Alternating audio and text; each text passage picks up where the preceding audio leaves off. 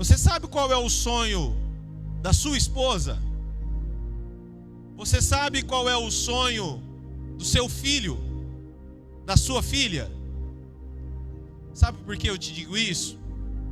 Porque certa vez, filho de um pastor amigo meu chegou para mim e falou assim: Pastor Wagner, sabe qual é o meu maior sonho? Eu falei: fala, filho, qual que é? A gente tem liberdade, né? Amizade.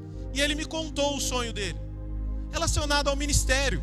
Eu achei aquilo tão bacana, né? Falei: nossa, que legal. E aí passou.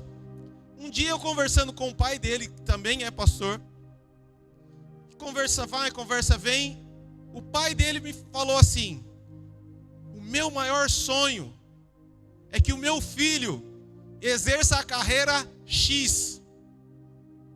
E aí eu lembrei o que o filho dele tinha me dito, que o sonho dele era estar no ministério.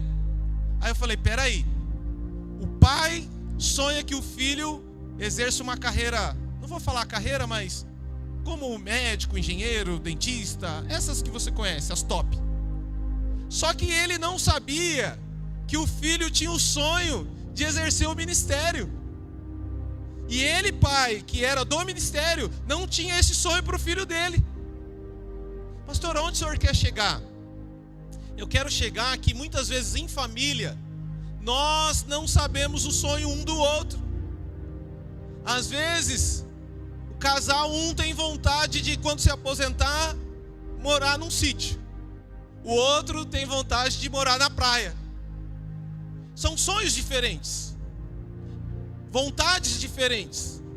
Mas se nós em família não apresentarmos isso para Deus, para que Deus mova o coração de todos, para que nós possamos se mover em um único objetivo, em um só propósito, infelizmente, irmãos, reino dividido não prospera. Então, a mensagem hoje ela é bem pastoral, mas ela também é prática, como toda palavra tem que ser. Não adianta a gente sair daqui cheio de informações e não colocar isso em prática. Então o título da mensagem de hoje é Sonho em Família. Nós vamos trabalhar, nós vamos abordar, mexer nesse ponto. Quais são os meus sonhos? Quais são os sonhos daqueles que estão na minha família, na minha casa, perto de mim? Não sei se é seu filho, se é seu esposo, sua filha, mas é bom para a gente começar a refletir nessa manhã sobre esse assunto. Tudo bem? Então, eu vou nessa manhã dar algumas citações de famílias e nós vamos estudar juntos como é que foi o projeto de cada uma dessas famílias e que lição que nós podemos extrair para colocar na nossa família. Amém? E a primeira família que eu quero trabalhar nessa manhã se encontra em Gênesis, no capítulo de número 6.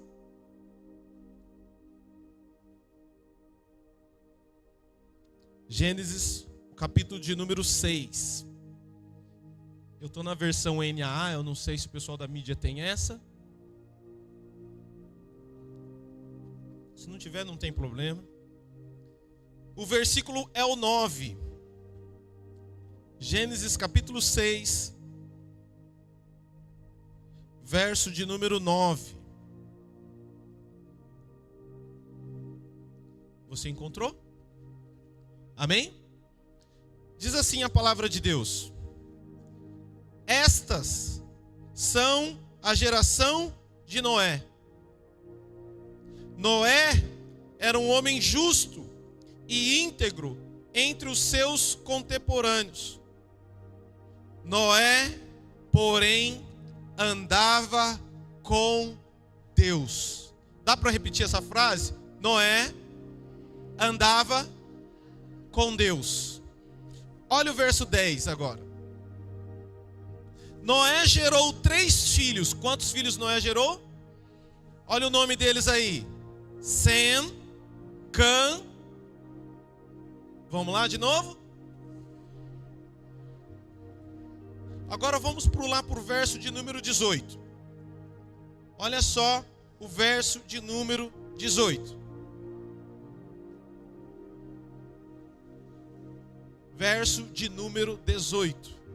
Mas o Senhor disse para Noé: com você estabelecerei a minha aliança, e você entrará na arca. Quem mais? Seus filhos, a sua mulher e a mulher dos seus. Vamos dar uma paradinha aqui.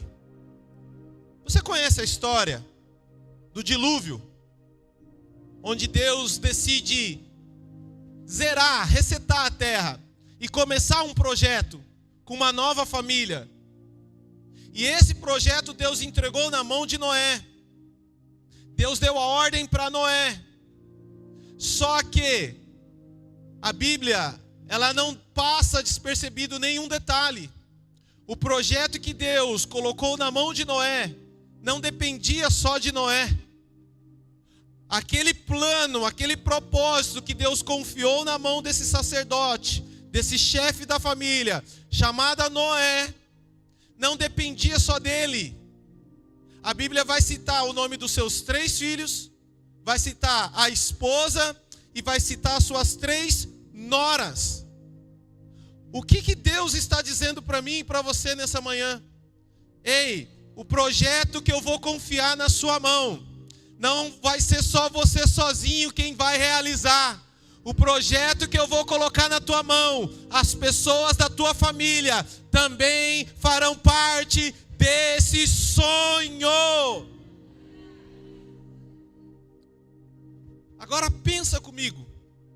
O trabalho que Noé teve para construir esse grande barco, colocar esses animais dentro dessa arca.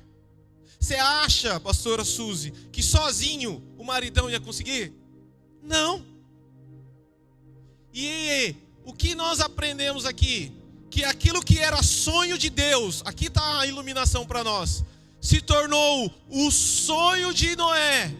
E aquilo que era sonho de Noé, agora também é sonho da família inteira. Deus projetou, Deus colocou isso como um propósito, dividiu com o seu filho Noé. E Noé agora tem a missão de contagiar a sua família, de viver os sonhos do projeto do coração de Deus. Não, vou falar de novo que eu acho que você não captou.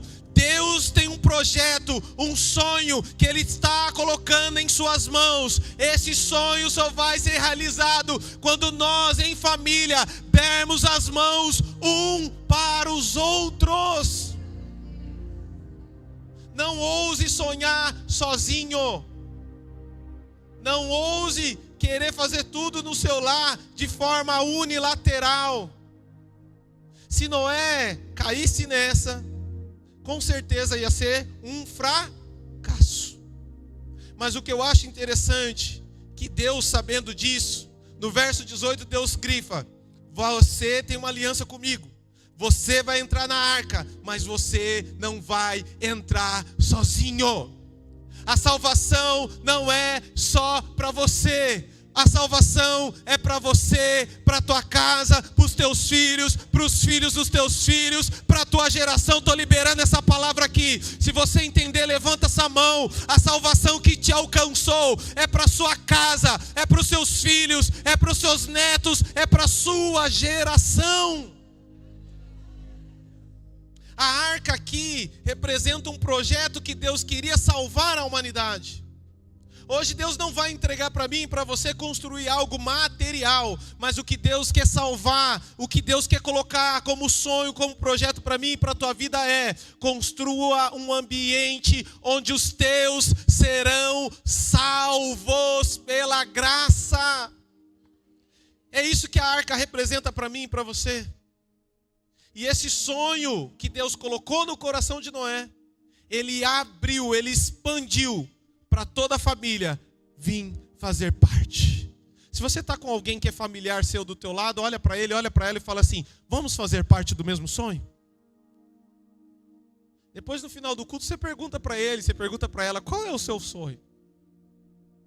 Qual é o seu sonho? Deixa eu te dar um testemunho aqui. Meus pais são falecidos hoje, mas eles ficaram casados 40 anos. E o sonho da minha mãezinha era reformar a casa muito grande. Meu pai, homem, não liga muito, né, para coisas de casa. Então ele gostava de trocar de carro, nada contra. Ele gostava, ele comprava, ele vendia, ele trocava. Mas um belo dia, o Papai do Céu o recolheu. E nisso, ele deixou minha mãe bem amparada. O que você acha que minha mãe fez? Comprou uns pisos porcelanatos desse tamanho assim. Reformou a casa, umas portas de sala gigante assim. Reformou a casa, se pendurou toda, né? Mas foi lá e fez. Aonde o senhor quer chegar, pastor? Sonhando em família. Muitas vezes um anula o outro e às vezes não é nem por maldade. É simplesmente por não compartilhar o sonho. De repente um tem um sonho de morar em apartamento, o outro fala, Deus me livre, o meu sonho é morar numa residência. E às vezes não se convertam sobre isso. E aí às vezes vai passando 10 anos, 20 anos, 40 anos, sem um saber o sonho do outro. Quando eu contei para você aquela questão do sonho do meu amigo, a primeira coisa que mexeu comigo, será que eu sei o sonho dos meus filhos? E aí eu fui perguntar para elas, tem uma que está ali, bem me assistindo. Tudo que eu prego depois, ela conversa comigo em casa. A responsabilidade para mim é dobrada. E aí eu conversei com ela. Ela falou, não vou contar aqui para vocês, deixar vocês curiosos. Mas nós precisamos dialogar para descobrir os sonhos da família. Pastor, o que mais que eu aprendo com Noé? Noé é uma família onde todos estavam sonhando juntos, em obediência, em cooperação e em fé. Por que fé? Porque naquela época não chovia como chove hoje. E o pai chegar e falar assim, nós vamos construir um barco porque Deus vai mandar chuva e vai inundar toda a terra. A família precisa acreditar ou não? A família precisa apoiar esse sonho, sim ou não? Sim, porque muitas vezes a criança chega para o pai e fala, pai, eu tenho o sonho de ser astronauta. Aí o pai fala, menino, sonha, é de graça, não paga nada. Está apoiando? Está apoiando? Está jogando água, está melando o sonho. Muitas vezes o marido tem um sonho, bem, tenho vontade de ser empresário. A mulher sonha, paga nada.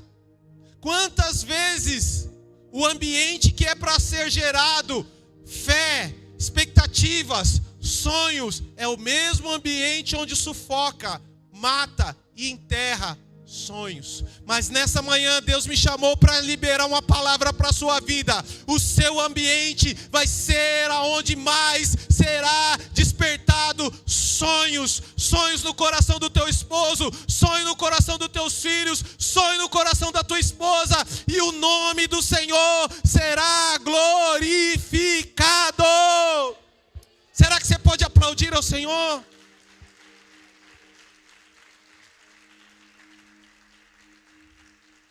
Noé, juntamente com a sua família, trabalharam incansavelmente em prol de um sonho que estava no coração de Deus.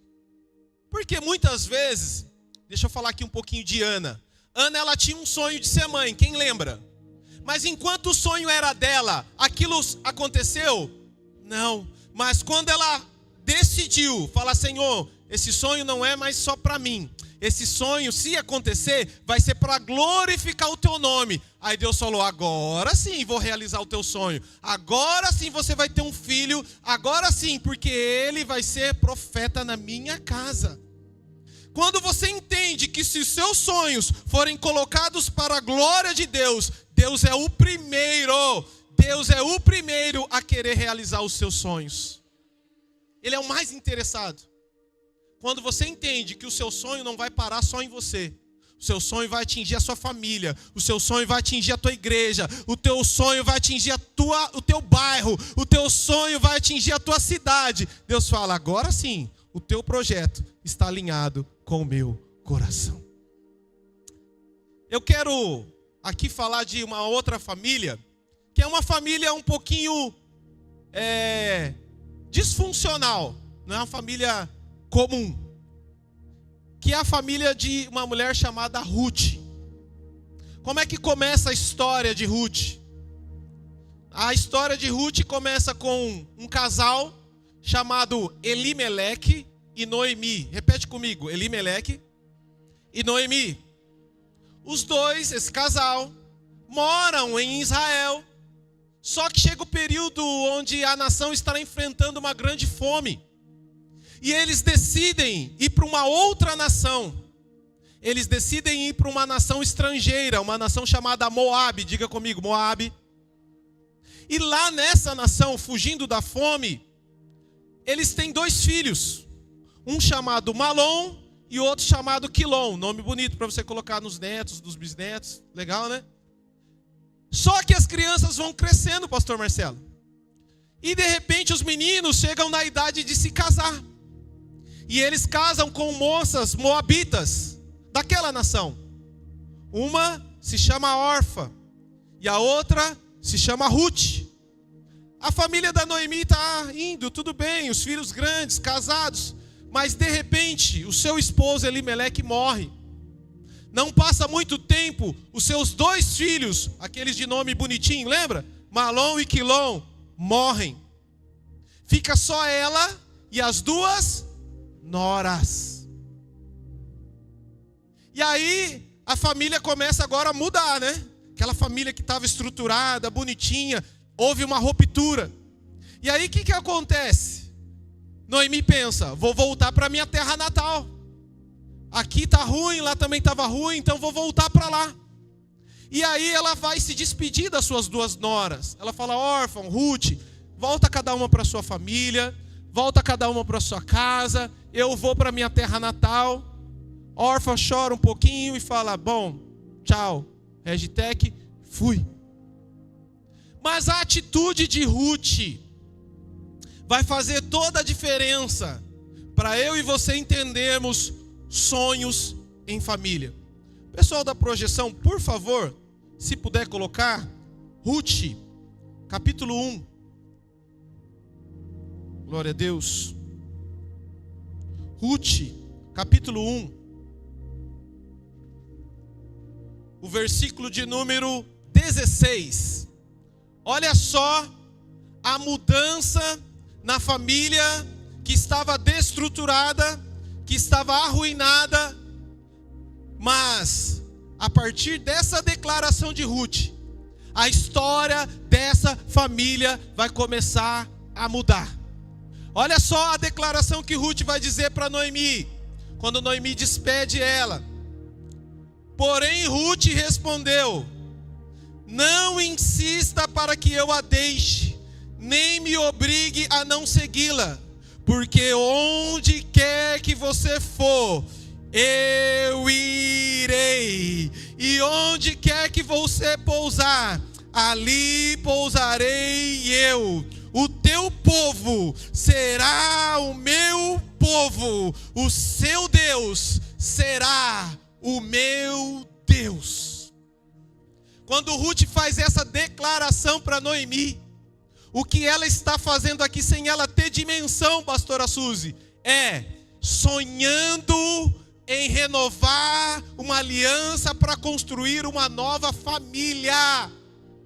O que eu aprendo aqui com Ruth, nós precisamos aprender, é ser leal às pessoas da nossa família. Porque quando você age com lealdade, o seu sonho vai se concretizar.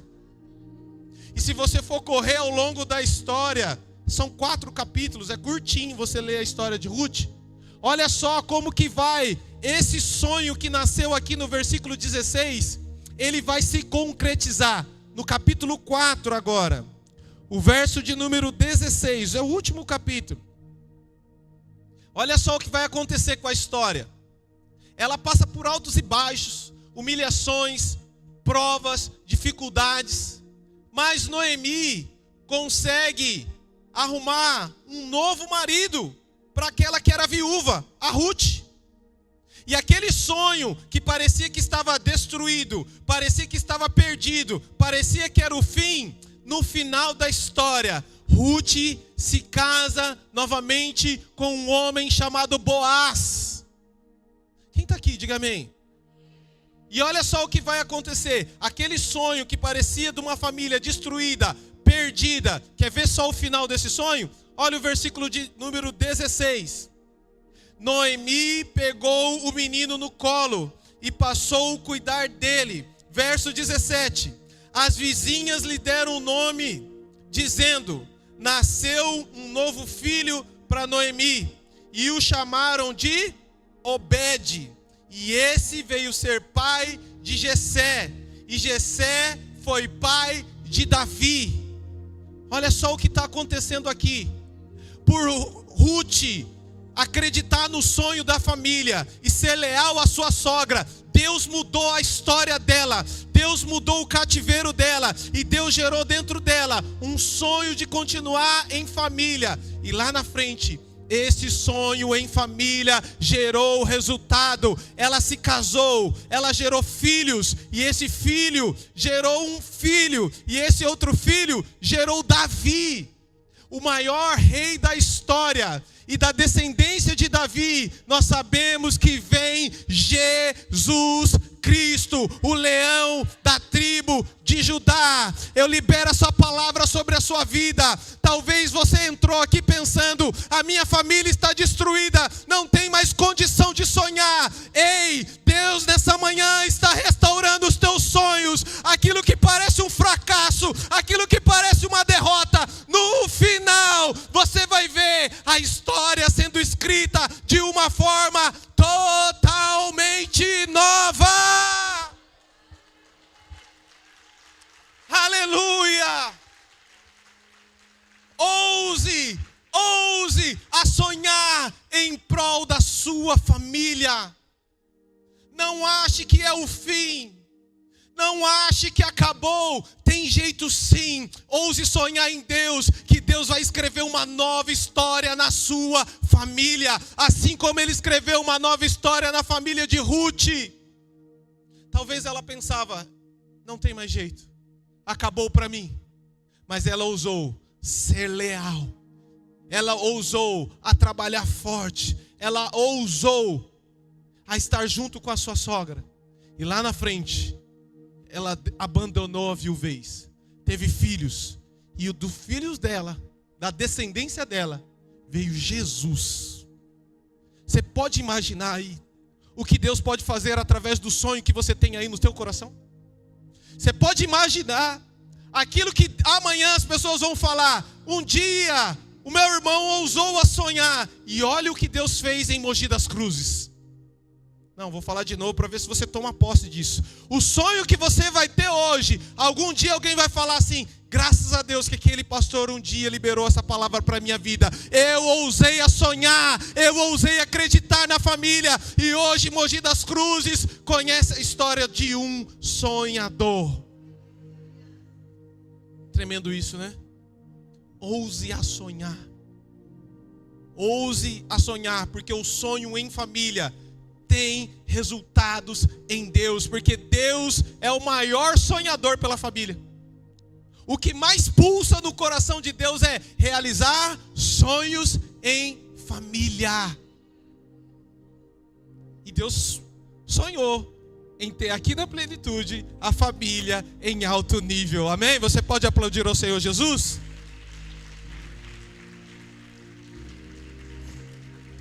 Quero dar mais um exemplo. Estou dando só exemplos. Daqui a pouco a gente entra na prática.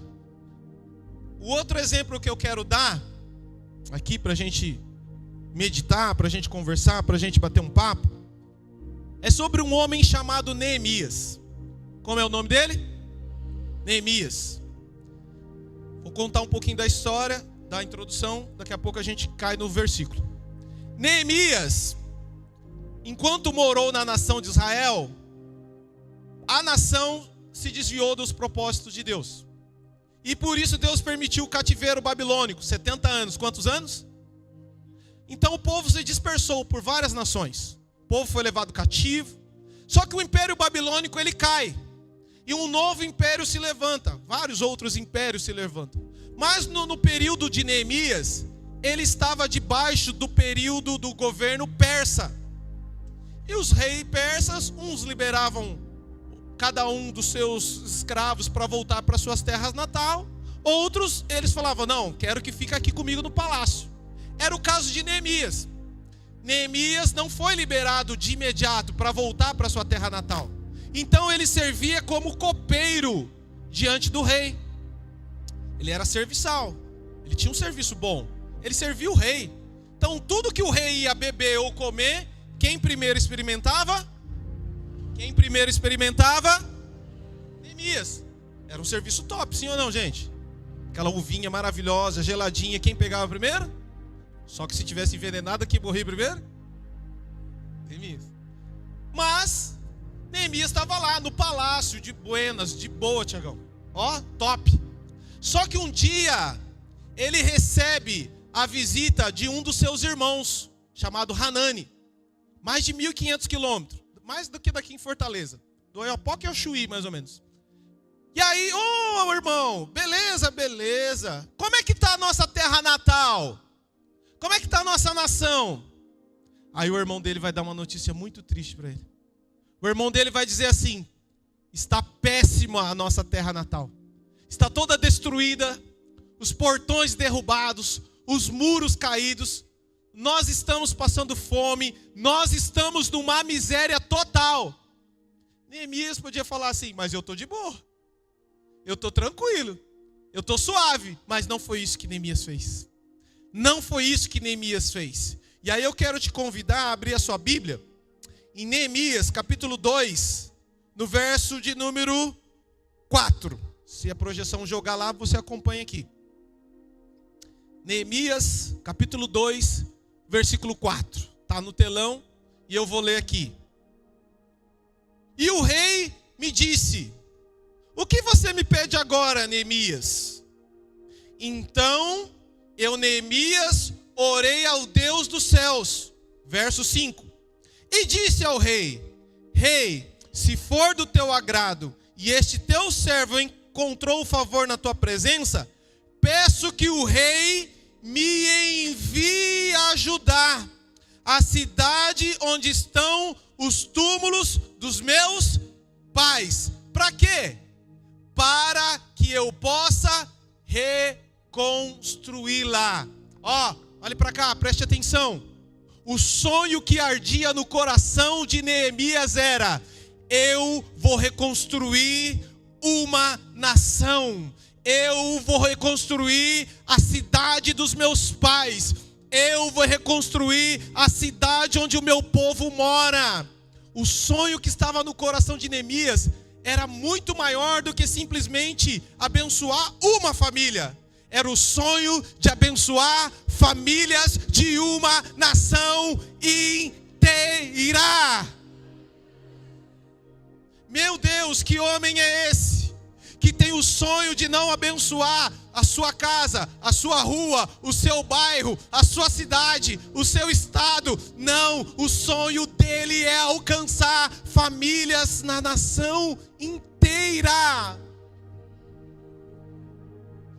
Enquanto muitas vezes nós preocupamos com a faculdade dos nossos filhos, com a escola dos nossos filhos, Neemias estava preocupado com a escola dos filhos, dos seus irmãos, dos seus amigos, dos seus parentes, de uma nação inteira. O arder no coração de Neemias é: eu preciso sonhar não só para mim, mas por Mogi das Cruzes, por São Paulo, por essa bandeira chamada Brasil. Quem é que sonha pelo Brasil? Ver um país mais justo, ver um país mais honesto, ver um país mais limpo, ver um país mais organizado. Será que tem alguém aqui nessa manhã que isso venha a ser parte do nosso sonho? Sonhar coletivo, sonhar por um Brasil melhor, sonhar pela volta do Messias, sonhar pela volta do Yeshua, sonhar pela pátria que vai descer do céu, a nova Jerusalém. Sabe por quê? Tem gente que já não sonha mais isso. pastora? Ah, não, antes eu pensava na volta de Cristo, hoje nem faz mais parte do meu repertório. Ei, que o Espírito Santo de Deus te acorde de noite, você sonhando, ouvindo o som da trombeta, ouvindo o som do alarido, que esse sonho possa arder no teu coração. Maranata, ora vem, Senhor Jesus. Pode aplaudir.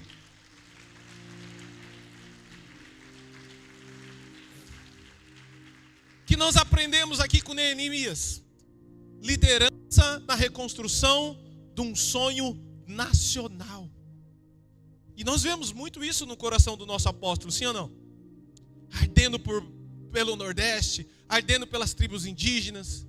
Então que isso venha acender essa chama no nosso coração também. É bom você ter os seus sonhos particulares, pessoais, familiares, mas que bonito seria se toda a família lembrasse de sonhar pelo Brasil.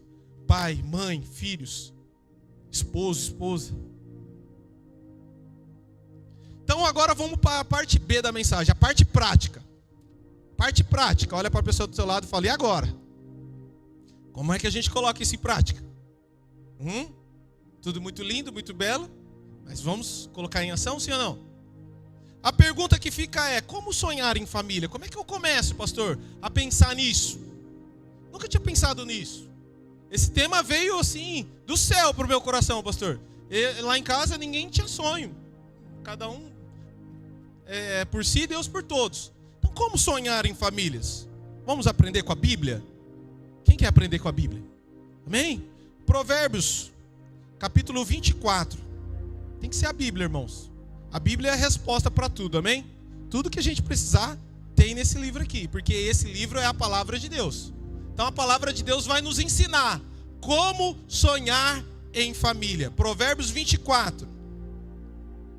O verso de número 3 e o verso de número 4. Se o pessoal da mídia puder colocar para a gente, por favor. Isso, obrigado. Amo vocês, viu? Provérbios 24, verso 3. Como sonhar em família? Com sabedoria. Com sabedoria se constrói a. Com sabedoria se constrói a. Então a primeira receita para sonhar em família é sabedoria. Daqui a pouquinho eu vou explicar por quê. Continua o texto. E com inteligência a casa se firma, a casa se consolida. Discernimento ou inteligência na minha versão. Então, segundo ponto, para que eu possa sonhar em família, primeiro é Gente, vocês estão aqui ou vocês foram arrebatados? Primeiro é sabedoria. E a segunda? Gente, quem está aqui, diga amém. Eu estou olhando para o rostinho de vocês, eu quero interagir com vocês, me ajuda a pregar. Para eu saber que vocês estão aqui, tá bom? Porque tem gente que eu não sei se está aqui, se não está me olhando assim, está magnetizado. Reage. Isso ajuda o pregador. Reage. Com sabedoria se constrói a. Vamos, gente, vocês têm força, vamos lá. Com sabedoria se constrói a. Melhorou. E com inteligência a casa se firma. Verso 4. E pelo conhecimento, diga comigo, conhecimento. Os cômodos se encherão de todo tipo de bens preciosos e agradáveis. 3 receitas para nós sonharmos em família. Primeiro, sabedoria. Segunda, inteligência. Terceira, conheci. Pastor, explica. Explico. Sabedoria está ligada com ação. Sabedoria, aquela pessoa que sabe como fazer. Tudo bem? Inteligência. Qual é a diferença entre o sábio e o inteligente? O inteligente, o sábio faz. O inteligente, ele sabe como fazer. Ele tem várias maneiras de fazer. O sábio, ele só sabe chegar e fazer. O inteligente, ele fala, tem a maneira A de fazer, tem a maneira B de fazer, tem a maneira C de fazer. E o último é aquele que tem conhecimento. O conhecimento fala da informação. Porque tem gente que sabe, tem muita informação, mas não aplica, não usa. Mas aqui o que Provérbios, sábio Salomão está dizendo é: se você usar as 3, se você for mão na massa, se você souber de fazer mais de uma maneira, e se você adquirir informação, você vai sonhar em família e os seus sonhos serão bem concretizados. Olha só, o verso 4, que é o que está na tela. O verso 4 fala de prosperidade. Quando você tem informação, você tem um negócio. O que você precisa para que aquele negócio prospere? Conhecimento, informação, sim ou não? Quanto mais informação você tiver sobre o seu negócio, mais ele vai prosperar, mais você vai prosperar. E o versículo 3 vai falar de sabedoria e inteligência. Ou seja, precisamos ser versáteis, mas também precisamos colocar a mão na massa. No final eu vou dar um exemplo de como colocar a mão na massa para construir sonhos. Pastor, entendi, mas eu preciso de uma bênção. Não basta simplesmente eu sonhar da minha cabeça, a minha esposa sonhar da cabeça dela. E da onde que vem essa bênção então? Para estar sobre nós, para que nós possamos colocar esse versículo em prática. Abre comigo, por favor, o Salmo 131. A chave para a gente conseguir ter essa sabedoria, essa inteligência, está no Salmo de número 133, perdão. O versículo é o 1.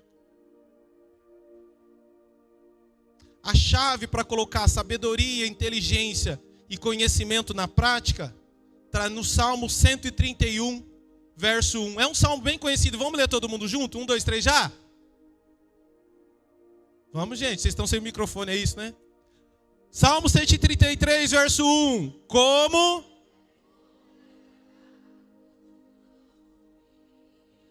Para treino foi bom. De novo. Como?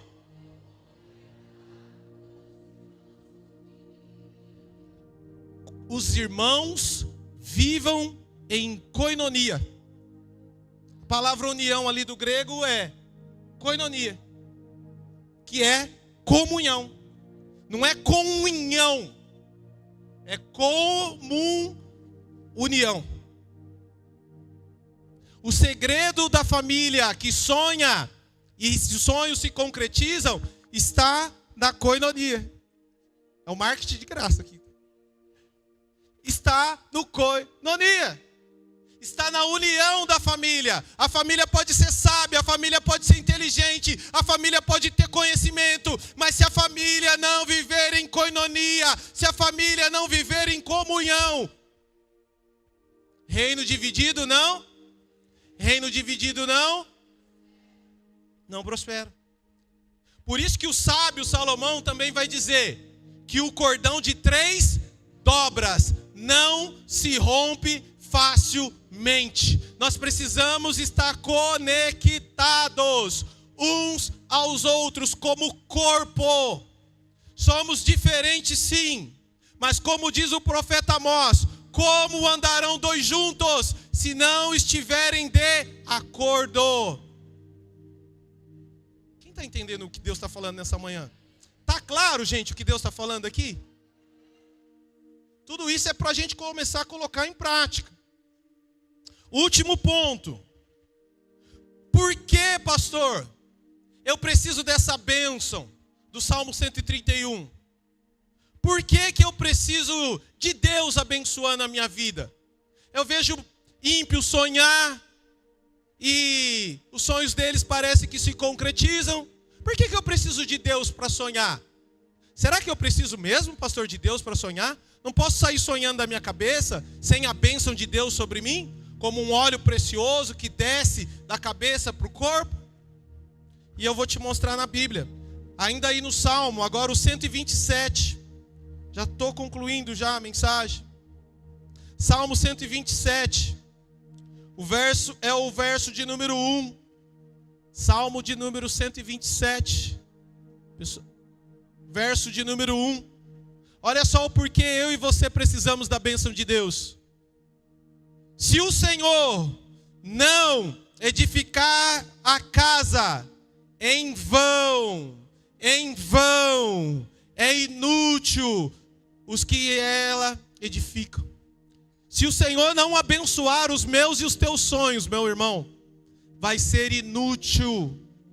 Vamos ficar dando murro em ponta de facas. Mas o que Deus está falando nessa manhã é: eu estou contigo, eu estou no teu lar, eu estou na tua casa. Ouse a sonhar em Deus. Por quê, pastor? Porque o próprio Deus, ele vai dizer isso. Os meus planos são muito maiores do que os seus. O que Deus está dizendo é: os meus sonhos a seu respeito são sonhos, são pensamentos de paz para dar o fim que vocês desejam. Ouse a sonhar em Deus, senão será em vão. E eu concluo a mensagem aqui trazendo uma ilustração. Na verdade, essa ilustração é algo que eu aprendi com a minha mãe. E hoje as igrejas fazem isso. Legal isso. Quem já viu o Mural dos Sonhos? Mural dos Sonhos? É mais ou menos o que nós fazemos do projeto de vida. Quem já fez projeto de vida aqui?